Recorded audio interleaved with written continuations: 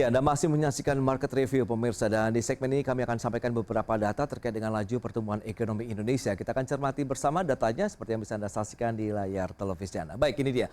Untuk pertumbuhan ekonomi Indonesia di kuartal 1 2025 secara tahunan kita akan cermati bersama, tumbuh sekitar 4,87%. Atau kita lihat atau kita sandingkan dengan kuartal 4 di tahun 2024 lalu 5,02%. Dan ini tidak jauh berbeda dengan kuartal 3 di tahun 2024 yang tumbuh sekitaran 4%, meskipun di kuartal 1 2024, kuartal 2 2024 masih tumbuh di kisaran 5% untuk ekonomi Indonesia.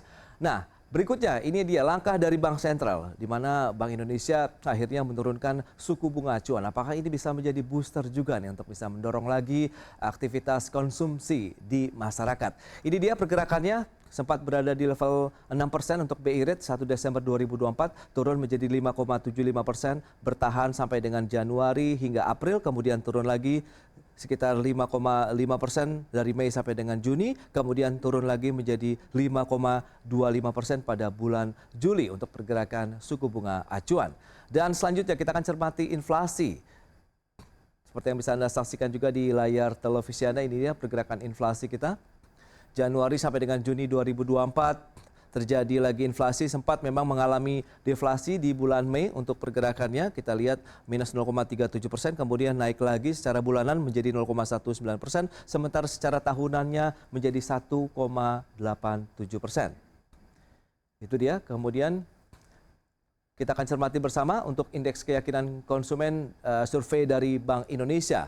Ya, IKK di bulan April 121,7, kemudian di Mei 2025 117,5, kemudian ada naik lagi di bulan Juni 2025 ini menjadi 117,8.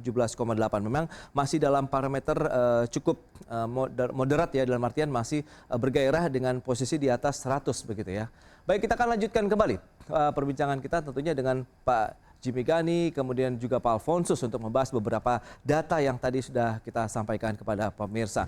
Nah, Pak Alfonsus, kalau kita cermati tadi sempat tertunda, ini ada istilah yang muncul kembali begitu ya terkait dengan rojali atau rombongan jarang beli yang memang ini kalau kita cermati seperti Anda katakan, okupansi 80 sampai dengan 85%. Nah, apakah okupansi itu juga berkorelasi dengan daya belinya sendiri kah, atau bagaimana nih? Mungkin bisa dijabarkan lebih jauh, Pak Alfonsus. Ya, saya kira tentunya kalau di pusat perbelanjaan itu kan ada beberapa indikator gitu ya. Indikator utama adalah tingkat kunjungan dan Oke. juga tingkat okupansi begitu. Jadi saya kira tentunya kedua indikator tersebut saling berkorelasi lah begitu ya. Ya. Jadi kalau tingkat kunjungan meningkat ya tentunya tingkat okupansi juga akan meningkat begitu. Namun saya kira kalau fenomena Rojali ini, saya kira ini bukan sesuatu yang baru begitu kan, ini bukan sesuatu yang tiba-tiba terjadi. Saya kira fenomena Rojali ini selalu terjadi sepanjang waktu begitu di Oke. pusat perbelanjaan begitu. Hanya saja memang intensitasnya ataupun jumlahnya yang selalu berubah dari waktu ke waktu begitu ya. Jadi kan seperti kita ketahui pusat perbelanjaan itu fungsinya bukan hanya sekedar sebagai tempat belanja saja, tetapi ada faktor fungsi-fungsi lain seperti edukasi, pendidikan, hiburan dan sebagainya begitu ya. Jadi tentunya itu fenomena Rojali selalu ada, tetapi intensitasnya yang berubah-berubah tergantung faktor kondisi pada saat masing-masing tersebut begitu. Nah, Oke. jadi memang saat ini terjadi peningkatan intensitasnya. Saya kira salah satunya adalah karena tadi Oke. Ya, itu dia beberapa faktor yang masih dicermati oleh HPPBI ya terkait dengan fenomena yang terjadi saat ini begitu di pusat-pusat perbelanjaan. Ya, baik. Nah, dari Pak Jimmy, kalau Anda melihat dari sektor retail sendiri, bagaimana Pak Anda melihat begitu? Apakah memang okupansi itu kemudian lagi-lagi berdampak juga terkait dengan penjualan produk-produk retail kita kah? Atau justru Anda melihat daerah lain yang mengalami pertumbuhan dibandingkan dengan kota-kota besar kalau kita bicara mengenai sektor retail nih Pak? Ya, saya tadi mau menambah sedikit Ya, dari Pak Alfonsus yang disampaikan ya. oke. Memang kan kalau kita lihat tadi pertumbuhan melambat, kemudian juga ada daya beli yang melemah ya. Tentu Oke. ini menimbulkan fenomena baru ya, yang Rojali tadi.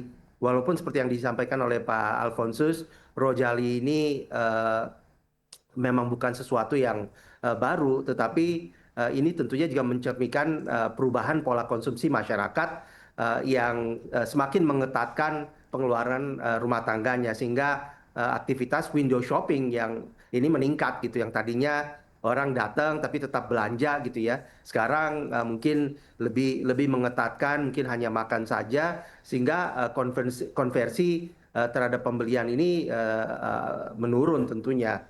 Ya jelas ini berdampak langsung terhadap penjualan, terutama tenant di pusat perbelanjaan, karena kita memang mengandalkan traffic fisik gitu ya, yang tadi Oke. sudah disampaikan oleh Pak Alfonsus, terasa gitu ya penurunannya. Nah, untuk itu ya tentu perlu pendekatan baru. Jadi saya baru kembali dari Singapura untuk ikut National Retail Conference di sana, dan experience based retailing kemudian integrasi dengan platform digital ini Ya. sekarang menjadi sesuatu yang baru, sehingga pengunjung tidak sekedar datang tapi juga ada interaksinya, sehingga mereka Oke. fungsi daripada edukasi kemudian hiburan itu lebih terasa gitu ya, dan kita harapkan dengan experience itu mereka terdorong untuk nanti melakukan pembelian atau konsumsi gitu. Oke, ini dia menarik ini Pak Alfonsus. Itu dia. Apakah ini bagian dari strategi juga dari pengelola pusat perbelanjaan begitu? Jadi memang masyarakat tidak harus datang ke pusat perbelanjaan tuh untuk belanja, tapi ada experience lain begitu yang ditawarkan juga nih kepada pengunjung ataupun konsumen di Indonesia. Ya, jadi saya kira mungkin saya tambah sedikit bahwa tadi faktor Rojali gitu ya, jadi kelas menengah atas kan memang terpengaruh oleh faktor-faktor makroekonomi, mikroekonomi dan juga global lah begitu ya. Oke. Sehingga mereka lebih berhati-hati bukan karena masalah daya belinya begitu, tapi kalau yang di kelas menengah bawah itu memang lebih kepada faktor daya beli begitu kan. Jadi mereka cenderung membeli karena uang yang dipegang sedikit, jadi mereka cenderung membeli barang-barang yang harga satuannya ataupun unit price-nya kecil, murah begitu ya. Jadi itulah Yes. yang trennya ke arah sana. Dan mereka juga lebih selektif lagi di dalam berbelanja begitu. Misalkan yang biasanya makan di restoran setiap hari begitu, mungkin hanya sekarang mungkin hanya 2-3 kali saja seminggu begitu ya, karena tadi masalah daya beli tadi.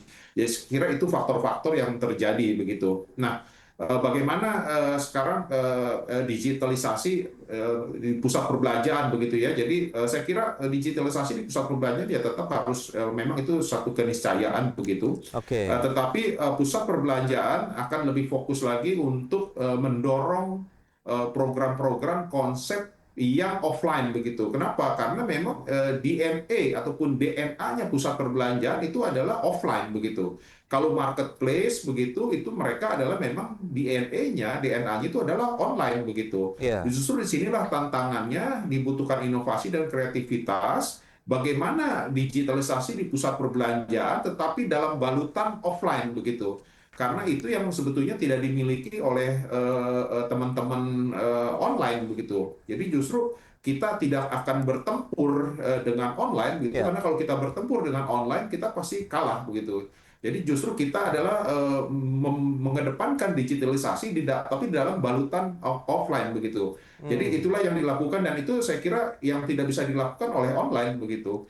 Jadi Oke. bagaimana kita mendorong fungsi-fungsi offline.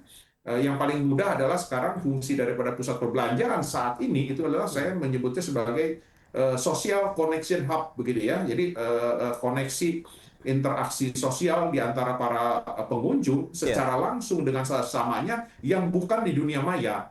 Nah, pada saat di COVID itu kan mereka bisa berinteraksi sosial juga dengan sesamanya, tapi secara virtual begitu ya.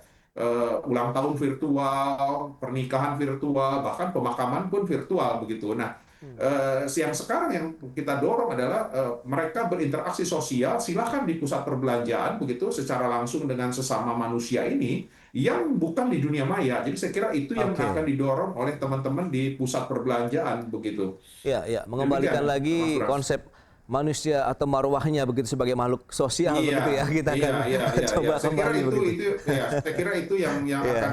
akan didorong terus oleh pusat perbelanjaan dan kami tidak Eh. akan bertempur dengan online. Ya, Hmm. justru kami akan online itu adalah salah satu channel begitu ya bagi Oke. teman-teman peritel Hmm. untuk berjualan begitu. Tetapi kami tidak akan bertempur di sana, justru kami Oke. memberikan solusi alternatif berjualan kepada teman-teman peritel yang bukan secara online begitu. Jadi Oke. itulah, jadi teman-teman peritel punya banyak pilihan begitu. Baik, baik. Silakan menggunakan fasilitas kami di pusat perbelanjaan untuk berjualan dengan alternatif lain begitu ya. Jadi saya kira Oke. itu menjadi sangat penting begitu. Baik, baik itu dia. Tadi seperti disampaikan omnichannel. Apakah juga itu dilakukan di pusat perbelanjaan? Kita akan bahas nanti di segmen berikutnya. Pak Alfonsus, Pak Jimmy, kita akan jeda kembali sebentar. Dan pemirsa, tetaplah bersama kami.